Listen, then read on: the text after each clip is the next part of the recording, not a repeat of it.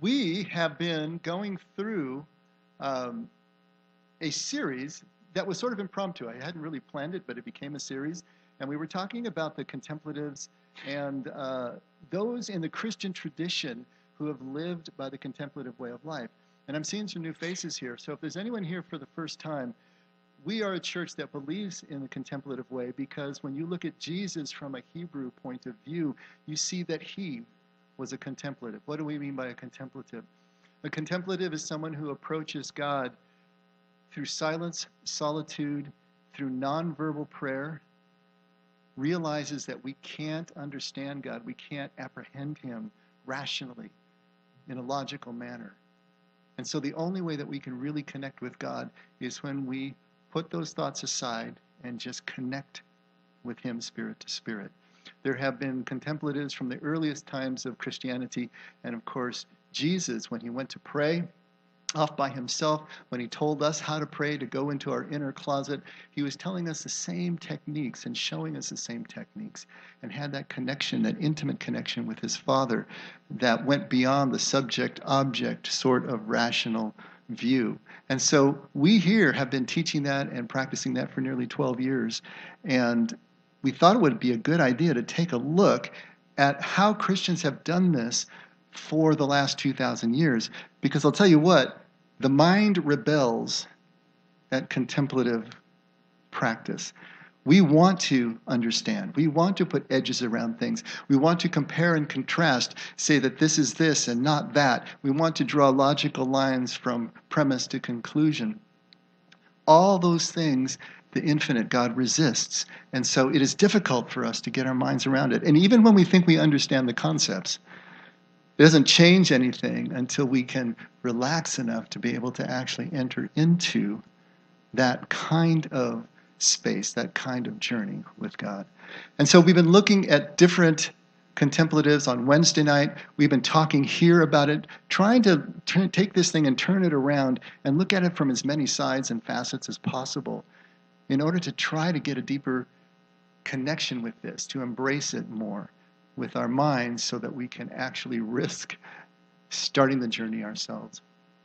So as we were going through all of this, I happened upon an unexpected sort of expression of the contemplative way in a movie. And I'm going to do something I normally don't hear. I want to take some scenes from this movie and break them down and see how it may inform us a little bit more about what it is that we're trying to do here. And the movie was Jackie, and I don't know if any of you have seen it. I was flipping channels and I landed on it. I'd seen the title before and it wasn't really calling to me. You know, it wasn't an action flick or anything like that. So I really wasn't too interested in it, but I was captured at the very beginning with the scene there, and it just kind of pulled me through. And for those of you who don't know, it's a story of Jacqueline Kennedy in the first 7 days following the assassination. And of course, it's all told in flashback, and it's a very rich and layered story. But for those, I mean, we all know what happened on November 22nd, 1963, when JFK was assassinated. And we know that Jackie was sitting in the car with him. And what we don't know about Jackie maybe so much is how she got there into that car. You know, because she was born in 1939. She was only 31 years old when JFK was inaugurated. And she was the son of a wealthy family, a stockbroker who survived the crash of 29. And when she was born in 1929, did I say 39? 29. And then she was educated well at George Washington University. She got a great degree. She was working as a photojournalist. And then she met JFK at a dinner party in 1952. And a year later, they were married. And everything changed. Everything about her life changed from that point on. To suddenly become a part of the Kennedy clan, the Kennedy family, thrust her into a limelight. And of course, immediately after their marriage, she ran for Senate and won. And then by 1960, he was running for president and he won. And in the midst of all that craziness, all of that turning and changing that she was trying to do as she was getting adjusted to this new life, she got pregnant 5 times. The first time was a miscarriage. The second time, Carolyn was born. The third time, the child was stillborn and never even got out of the womb. And she gave birth to John Jr. what was it, 2 weeks before the inauguration in 1960? So when you think about that, and then last, she gave birth to a son named Patrick who only lived 36 hours because of a birth defect. He died in August of 1963, 3 months before the assassination. So if you just kind of try to put yourself in this young 31-year-old woman's mind, she has been through this ringer for the last 10 plus years. All of this loss, the loss of these 2 children, the miscarriage, a husband who was never really there. When she was pregnant, he was on the campaign trail. When she was giving birth, he wasn't there typically. Of course, back in the 50s, men didn't get to be there anyway, right? They didn't wear the booties and the hats and all that kind of stuff. But we also know, with retrospect and looking at history, we know that JFK strayed from his marriage in a serial sort of way, was hyper-focused on the presidency. She was alone a lot of the time. And then when she gives birth to this final boy, and he only lives 36 hours, she goes into a total depression and a total tailspin. But ironically, it was in those last 3 months before the assassination, because of Patrick's death, that historians tell us and biographers tell us their marriage really found a resurgence. Their marriage found a connection that maybe they had never had before. And then Dallas, and then Dealey Plaza, and then she's sitting next to him when her husband was murdered. Their cheeks basically touching when that second bullet hit. She showered in his blood. She showered in all of this gore. How in the world is she supposed to come out of that? Be gracious to the Johnsons as they take the oath of office. Figure out how she's going to tell her 2 small children that their father is not coming home and that they're going to have to be a family without him. Plan the funeral. Do everything that she was supposed to. Pack up the White House because she had to move out of there on her own. There was just so many things in this whirlwind, in this maelstrom of this first week after the assassination. What was going on? She was falling apart, as you would imagine. Her brother-in-law, Bobby Kennedy, suggested that she see a priest, and so she did.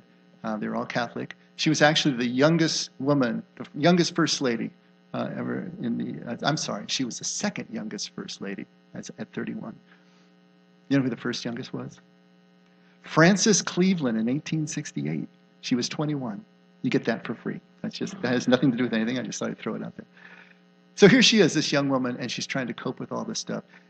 The scenes with the priest were obviously what attracted me. There was a series of scenes told in flashback where she is counseling with this priest who is played by John Hurt. And I don't know if you know John Hurt. He died just last year, one of the great British actors and film actors. And he does this magnificent job, as Natalie Portman does as well. But these scenes, to me, were a classic move through grief, a classic move through all the central questions that all of us ask as human beings, or should be asking as human beings. And so with that setup, what I wanted to do was kind of just go through some of these scenes and talk about them a little bit, and talk about how they relate to us as we're trying to look at this contemplative way. First thing she does, well, in each one of these scenes, she's asking a question. It is a classic questioning. And in this first scene, she's questioning God. Who wouldn't question God at a time like this? But don't just leave this out in history. Bring it home. Make it personal. The times that you have been hit with a tragedy, the times that you have been hit with something that just takes your breath away, something that takes your legs out from under you. Isn't it natural to question God? Listen to this exchange. Jackie says, "I think God is cruel." The priest says, "Well, now you're getting into trouble. God is love, and God is everywhere." Was he in the bullet that killed Jack? Absolutely. Is he inside me right now? Yes, of course he is. Well, that's a funny game he's playing, hiding all the time. The fact that we don't understand him isn't funny at all, says the priest. Classic reaction. God is cruel. Anyone in deep pain knows this sentiment, knows this feeling, to question God at this particular time. But the priest here is doing something really interesting. He's trying to guide her between 2 extremes. and take this middle way and keep her right down this journey. One extreme is that God is distant. God is uninvolved. Take that deist approach. God wound up the universe and now he's the absentee landlord.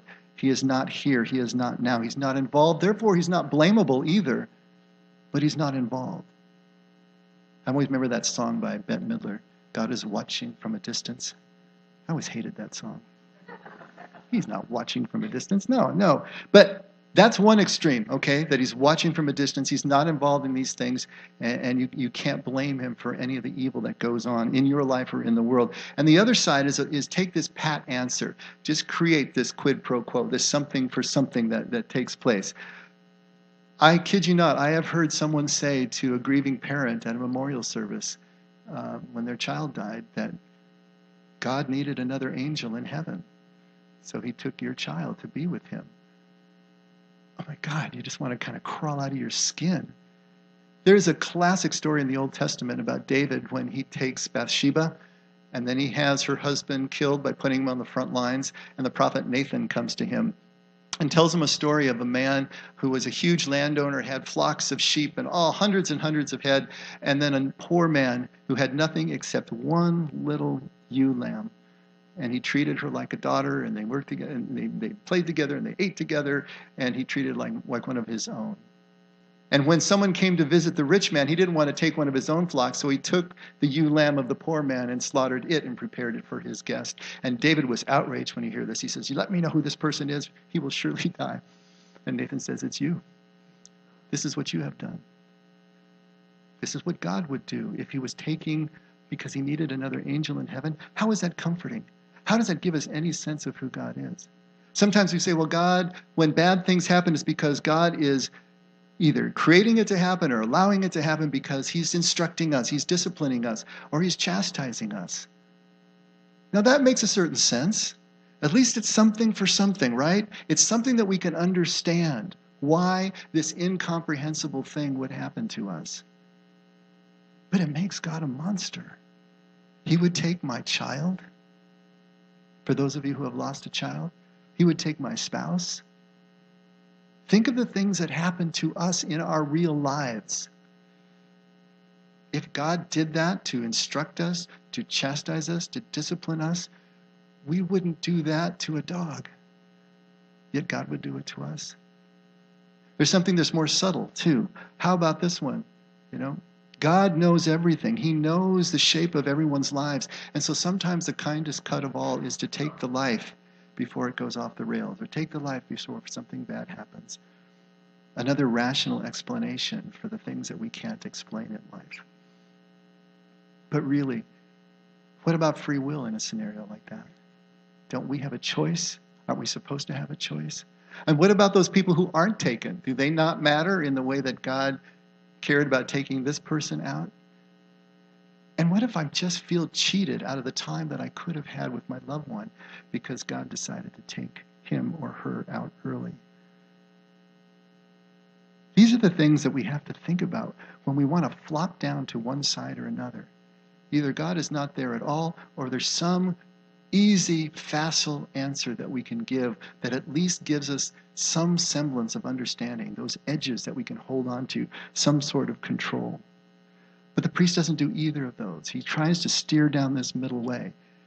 He said, no, God is not distant. God is not absentee. God is involved. He's right here, right now. Was he in the bullet? Yes, he was in the bullet, because God is in the difficult times. God is in the tragedies of our lives. He's just as present there as he is in the joys. He's just as present there as he is in the good times.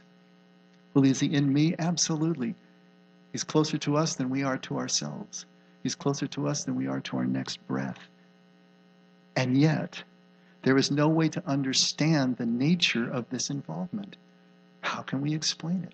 How can it ever make any sort of sense? And even if we try again logically to chalk up evil to free will, that other people, anybody has the choice to make, and God is not to blame, that doesn't let God off the hook, does it? The buck still stops at his desk because he's allowing these things to happen. It's a deft thing that the priest is trying to do to keep her steered down this middle path. It's difficult. He's trying it. She's resisting. She's still angry. She is not convinced at the end of that particular scene. So then it cuts to some other action, and it comes back to another scene between the two of them. And she asks the second question. First she questioned God. Now she questions her own choice. Listen, Jackie, if there's a heaven, there is your God with all his empty promises. What kind of God takes a father from his 2 little children and my 2 babies, Arabella in the womb and Patrick, 39 hours on this earth, just long enough to fall in love with him? What did I do to deserve that? Nothing. Jackie, I lie awake at night and all I can think is, I wish I'd been a shop girl or a stenographer. I should have married an ordinary, lazy, ugly man. The priest waits a beat and he says, let me share a parable with you. Jesus once passed a blind beggar on the road. And his disciples asked, who sinned, this man or his parents, that he should be born blind? And Jesus answered, neither. Neither this man nor his parents sinned. He was made blind so that the works of God could be revealed in him. And with that, he placed mud on the man's eyes and told him to wash in the pool of Siloam. And the man did, and he came back seeing. Right now, he looks at her, you are blind. Not because you have sinned, but because you have been chosen, so that the works of God may be revealed in you. Okay. I see William's face over there, yeah. It's about the same face that she had on screen. Does that sound satisfying to you? It's interesting, the script at that point says that her resentment grows. She stares at him, still unsatisfied. And that's what you get. How could that possibly... Okay, he's building to something here, and you'll see the wisdom. But let's take a moment, because this is a variation on the theme. All right, he should have married an ordinary, ugly, lazy man. God is still cruel. But now, what did I do to deserve this? You know, can you relate to that? What did I do to deserve this calamity that has befallen me? Now, the story of the man born blind, we find in John 9. Again, what he's trying to do is to navigate down a middle way here. He's navigating now between karma, basically, right? Between cause and effect. You do this, you get that. This is the way that we normally look at life. This is the way that the ancient Jews looked at life. If something befell you, it's because you did something wrong. Take a read through Job and see if that doesn't come loud and clear to you, which is probably the oldest book in the Bible. On the other side from that is complete randomness, that everything happens with it's just a roll of the dice. Either God is completely not present or there is no God whatsoever. What did she do to deserve this? And of course the answer is nothing. But now he tells her, you have been chosen. First he says, you are blind. Not because you did anything wrong, but you've been chosen so that the works of God can be revealed in you. How are God's works revealed? Now when we read this little story, this pericope in John 9, we are focused on the miracle, the miraculous restoring of sight. Those are the works of God that we think are being revealed. But there's a whole lot more to the story than just that. If you take a look, probably up in the screen because Brandon is always right with it, or you can look in your outlines. What I want to do is read the back end of the story, because I think this is where our answer is going to lie. Because think about it. The blind man had a miracle performed for him. He was chosen so that the works of God may be revealed. Where was the miracle in Jackie's life? Where is a miracle in your life? Did a miracle occur when you had to go through the same type of suffering? You know, we've all suffered. Some of you have suffered more than the man born blind. Some of you have suffered more than Jackie. People have. And they didn't get a miracle to prove that the works of God were revealed in their suffering. So what is it that we can apply here? Where is the priest going with this? John 9, starting at verse 13. This is right after the healing, right after he has come back seeing. And the people are amazed, and they see him, and they're asking him questions, and then they bring him to the Pharisees, this man who was formerly blind. Now it was a Sabbath on the day when Jesus made the clay and opened his eyes. Then the Pharisees who were also asking him again how he received his sight. And he said to them, he applied clay to my eyes, and I washed, and I see. Therefore, some of the Pharisees were saying, "This man is not from God because he does not keep the Sabbath." But others were saying, "How can a man who is a sinner perform such signs?" And there was a division among them. So they said to the blind man again, "What do you say about him since he opened your eyes?" And the blind man said, "He's a prophet." The Jews then did not believe it of him that he had been blind and received sight until they called the parents of the very one who had received his sight and questioned them, saying, "Is this your son, who you say was born blind? How does he now see?" And the parents answered them and said, "We know that this is our son, and that he was born blind, but how he now sees we do not know, or who opened his eyes we do not know. Ask him. He's of age. Let him speak for himself." Skip to verse 24. So a second time they called back the man who had been blind and said to him, "Give glory to God. We know that this man is a sinner." And he answered, "Whether he's a sinner, I don't know. One thing I do know, though, that I was blind and now I see." And so they said to him, "What did he do to you? How did he open your eyes?" And he says, "I told you already, and you did not listen. Why do you want to hear it again? You do not want to become his disciples, do you?" And they reviled him and said, "You are his disciple, but we are disciples of Moses. We know that God has spoken to Moses, but as for this man, we do not know where he is from." And the man who was formerly blind answers and says to them, and listen, "Well, here is an amazing thing, that you do not know where he is from, and yet he opened my eyes. We know that God does not hear sinners, but if anyone is God-fearing and does his will, he hears him. Since the beginning of time, it has never been heard that anyone opened the eyes of a person born blind. If this man were not from God, he could do nothing." And they answered him, "You were born entirely in sins, and you are teaching us?" So they put him out. And then Jesus heard that they had put him out. And finding him, he said, "Do you believe in the Son of Man?" And he answered, "Who is he, Lord, that I may believe in him?" And Jesus said to him, "You have both seen him, and he is the one who is talking with you." And he said, "Lord, I believe," and he worshiped him. Okay. That is what it looks like to be completely healed, to be fully healed, not just physically, but completely. Look at this man's poise. Look at his dignity.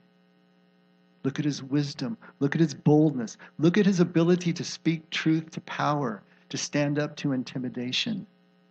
Look at his ability to see truth wherever it comes, even from an unexpected place. And at that moment, to see the truth in Jesus that is presented and to engage in it. That's what healing looks like. He was chosen. Jackie is chosen. Here's that word, But the truth is that we're all chosen, right? We're all chosen by our adversity. The things that we face, the trauma, the hurt, all of those things are choosing us. Not any one more than any other. We are chosen so that the works of God may be revealed in us. Jackie was pivotal in that week after the assassination. She chose poise. She chose dignity. She chose boldness. She chose to be vulnerable in the face of millions of people worldwide watching. She chose all those things. She stood up to an administration that did not want the kind of funeral that she thought was the only funeral that a president should have. She did research. She modeled the funeral on the funeral of Abraham Lincoln, with a horse-drawn carriage, with the riderless horse behind it, everyone proceeding down the same route that they took in 1863. And they were absolutely apoplectic because they thought there were more shooters out there and there was going to be heads of state from all these foreign countries. She stood her ground, said, "This is the kind of funeral that we should have." Her parents, the great Kennedys, wanted him buried in Brookline. She says, "Absolutely not. That's no place to bury a president." She picked out the spot in Arlington Cemetery. She picked out the hill. She picked out the way that it was going to be laid out. She was the one who selected the eternal flame. It was an amazing spectacle in 1963. We hadn't seen anything like that.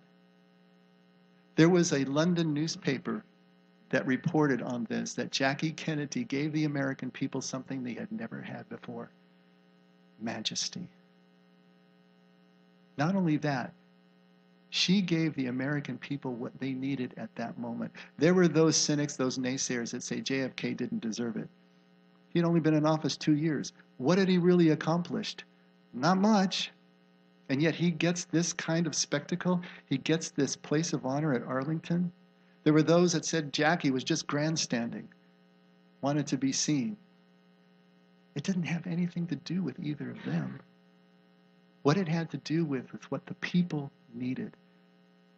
I remember, I was only 7 years old, but I remember watching this procession on a little tiny black and white TV. It was Aqua, you know, those kind of 50s looking Aqua horrible things. This little TV, watching, not really understanding what was going on, but watching the procession, and my mother crying. I remember that. It sticks with me after all of these years. It was what the people needed.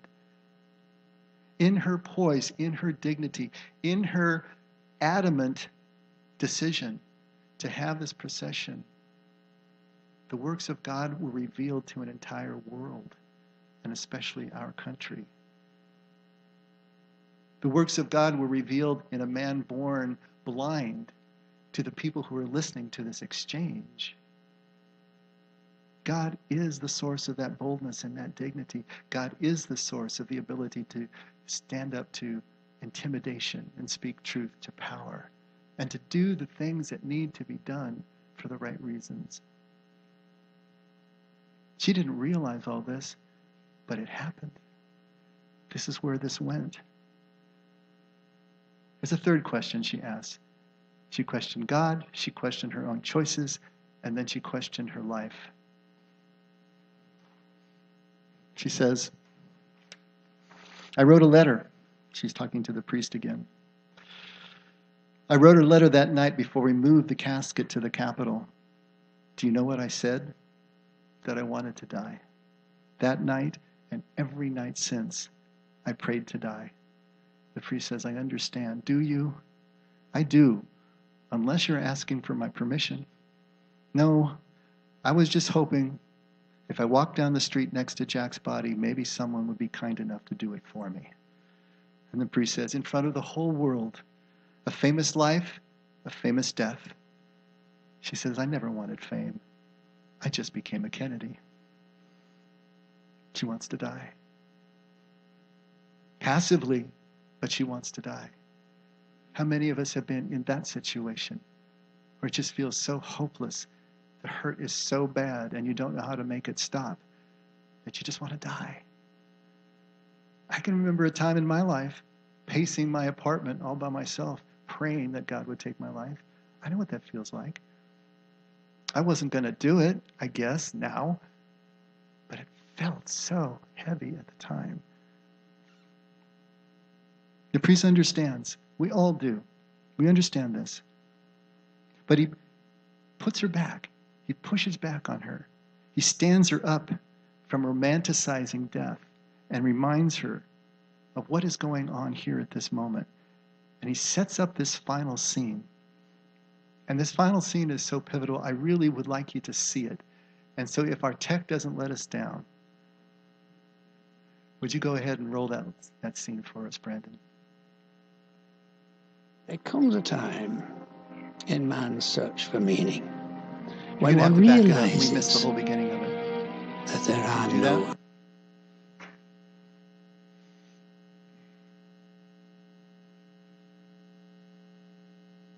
Why are you really here? I needed to talk. You say that you pray every night to die, that your children have no use for you. You wish only to be with your husband. And yet, I'm not burying you today. There comes a time in man's search for meaning when one realizes that there are no answers. And when you come to that horrible, unavoidable realization, you accept it or you kill yourself. Or you simply stop searching. I have lived a blessed life.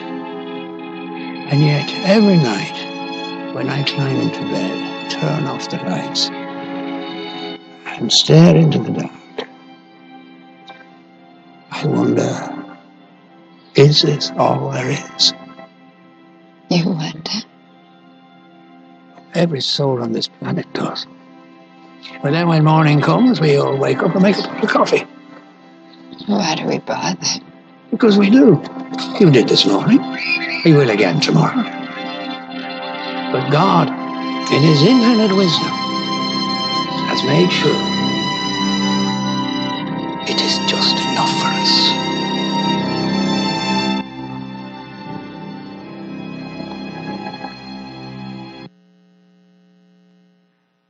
When I watch that scene, every time I watch that scene, the first thing that I am struck with is that John Hurt had pancreatic cancer. He was just weeks from his own death. I think you can see it in his performance. Don't you see it? Don't you feel it? For someone to come to those conclusions in their own life, to be confronted with a script that's articulating it so incredibly well, the acting between those two, I don't even know if you can call it acting. They're living that moment. It's just an amazing moment in cinema. The first thing he asks us, why are you really here? Why are you here? See, a question like that stands us up. A question like that cuts through any of the posturing, any of the projection, any of the superficiality. A question like that cuts right to the bone and starts talking about motive, starts talking about intent, starts us asking the right questions. Some decades ago, when I entered a monastery, it was right out of high school. And I was there for all the wrong reasons, and I didn't know it. And I was acting out and doing certain things. And then finally, my best friend in the postulancy, my best friend in the house, we had this moment together, kind of like that. And he just looked at me, he said, why are you even here? It was a defining question for me because I couldn't answer it. I didn't know why I was there. To not know why you're here, why you're anywhere, means that your choices are just random with respect to anywhere that you think you might want to go, with respect to any purpose that you might have as a human being. Why are you really here? That's the central question. All the scenes between the two of them have been leading here to this moment, to what he's going to try to get across to her. That he's found out there are no answers. When we ask these questions about God, when we ask these questions about our choices or about life, when we try to understand the most intimate and infinite things that our lives are built on, there are no answers in the way that we want the answers. We're not going to get them in rational ways. It's just not possible. And so, once you come to that conclusion, he says, you either accept it or you kill yourself, or you simply stop asking. You simply stop asking, banging your head against the wall in the way that you have, and just start living your moments. There's a huge difference. Sometimes the asking becomes a procrastination. Sometimes the asking is just a manifestation of the paralysis that we feel because we're not ready to live our lives. We just keep asking, hoping at some point all the risk of life is going to be taken away, and then we can move forward.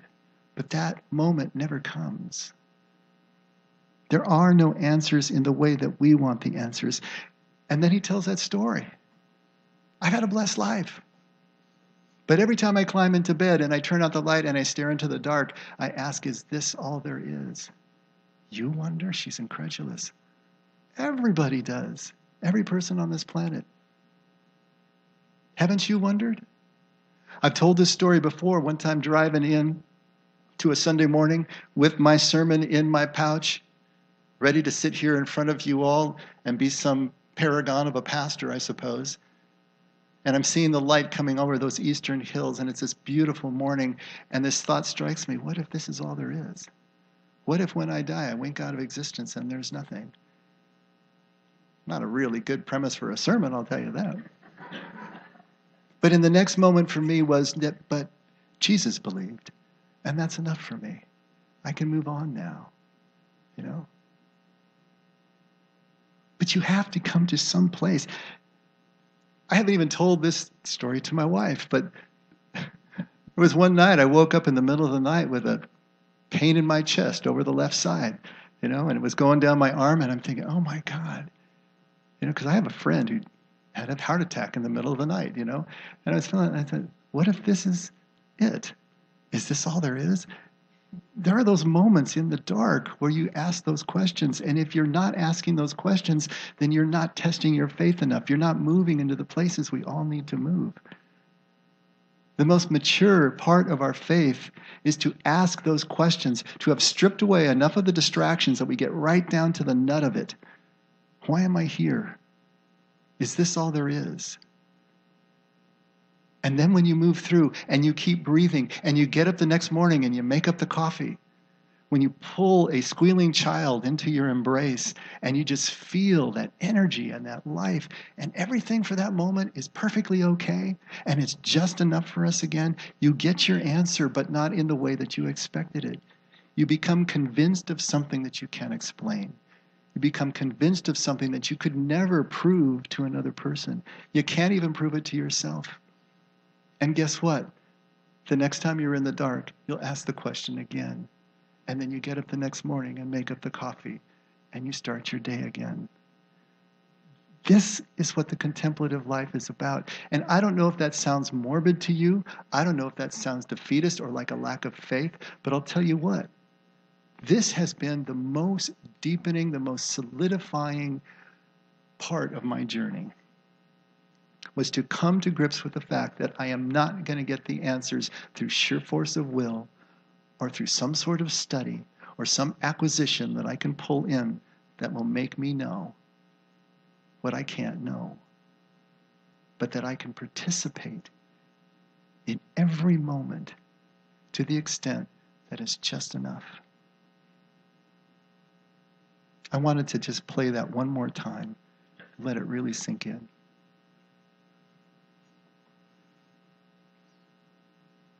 Now that we've talked about it a little bit, see if it has a different... Are you really here?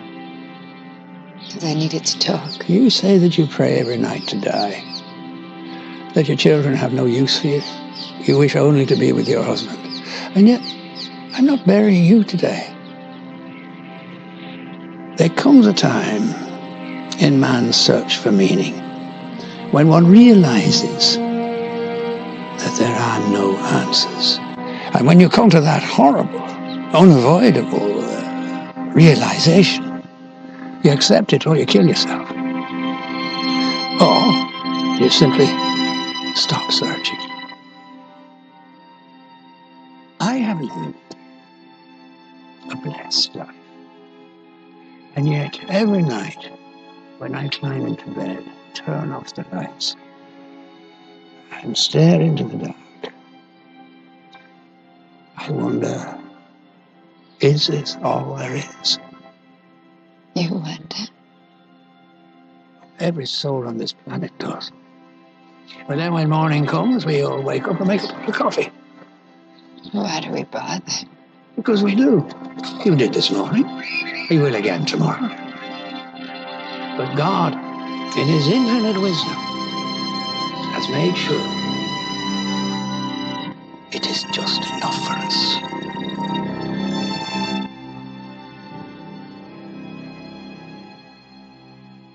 I've heard golf described as the perfect game because it's just hard enough. It's easy enough to think that you can do it, but it's just hard enough to keep you interested. I think life is exactly the same way. When it seems like it's all too hard, when it's all too much, we can just pick up a squealing child, make up the coffee, and if we'll allow, that moment will be just enough for us. Let's pray.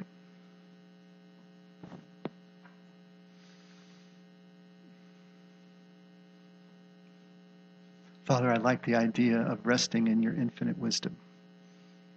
That's a comforting thought. There are so many things that are going on even in our little community. the loss of Nicole that we can't explain, people with cancer, people with family members and loved ones who are overdosing or sliding off into addiction. And we talk to them and we see this pain inside, and we know that we can't alleviate it. There's nothing we can do to take it away except to just be present with each other. Father, show us how to keep breathing through the difficult things. Show us how to celebrate the joyful times. Show us how each moment can be just enough the way that you've designed it to be. Help us to just embrace life as it is and not as we want to try to make it to be. And to find in that surrender, to find in that fearless vulnerability all the space we need to be perfectly content with each other and with you. Thank you for designing it this way. Thank you for talented people who can remind us in such an impactful way of some of these truths. Thank you for the contemplatives and the mystics of 2,000 years. Thank you for your Son. Thank you for your Spirit. Thank you for everything that you've given us to try to get this across. Help us to let go of anything we need to let go of and embrace. Thank you for loving us, Father. Never let us forget we can only love because you did love us first. In Jesus' name, amen. Let's all stand.